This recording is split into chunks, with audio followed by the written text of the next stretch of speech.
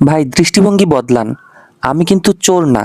আমি হয়তো দেখা গেছে কারো বাসায় ঘুরতে গেছি, কোনো জিনিস পছন্দ হয়েছে, তাকে সেটা না বলে নিয়ে আসি। এটাকে তো চোর বলে না ভাই। ঠিক যেমন বাংলাদেশের প্রাণ সাকিব আল হাসান, তিনি অন্যায় করে না, কিন্তু অন্যায়কে প্রশ্রয় বা সাপোর্ট করে। তাতে কি?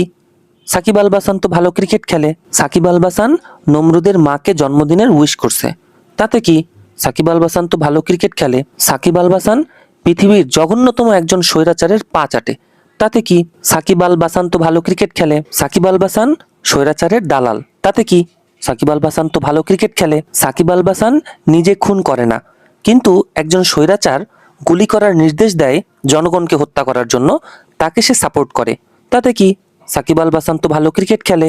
বাংলাদেশের প্রাণ সাকিব আল হাসান, সে হাজারটা দোষ করুক, হাজারটা অন্যায় করুক, হাজারটা খারাপ কাজ করুক, তাতে কি?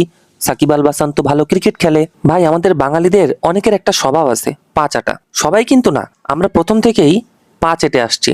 সর্বপ্রথম ডাচদের পা চাটছি, তারপরে মোগলরা আসছে, মোগলদের পা চাটছি, তারপর এই দেশ যখন ব্রিটিশরা শাসন করে তাদেরও পা চাটছি, এরপর ভারতের পা চাটছি, সবশেষ এখন নিজের দেশের সরকারেরও পা চাটি। ভাই বাঙালিদের অনেকেরই জন্মগতভাবে এটা অভ্যাস, পা চাটাচাটি করা।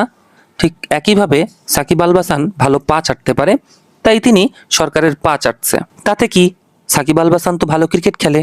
ভাই দৃষ্টিভঙ্গি বদলান। ধরেন খেলার মাঠে সাকিব আল হাসান স্টাম্প দিয়ে আম্পায়ারের মাথা ফাটায় দিল, তারপরেই তার আবার ভালো চিকিৎসা করাইলো।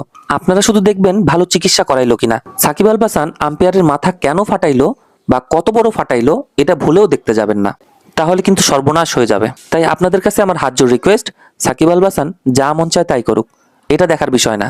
সাকিব আল হাসান ভালো ক্রিকেট খেলে কিনা সেটা দেখেন। বাংলাদেশের প্রাণ সাকিব আল হাসান। সাকিব তোমার ভয় নাই, স্বৈরাচার পলায় নাই। স্বৈরাচারের বিয়া হইছে অন্য এক দেশের বেড়ার কাছে।